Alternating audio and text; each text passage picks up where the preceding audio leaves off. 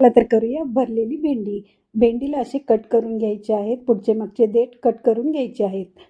आता 1 चमचे तेलामध्ये 2 मोठे चमचे बेसन घालायचे आहे आणि बेसन छान खरपूस रंगावर भाजून घ्यायचं आहे.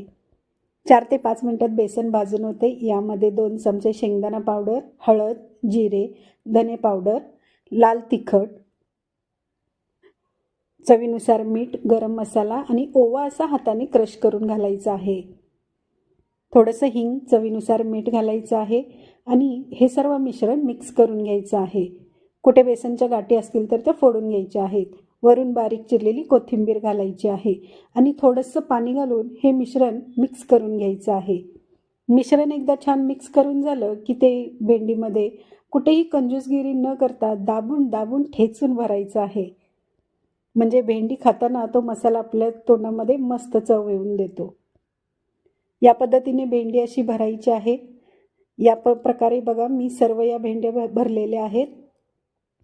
आता 2 ते 3 चमचे तेलामध्ये मंद गॅसवरती या भेंड्या शॅलो फ्राय करून घ्यायच्या आहेत.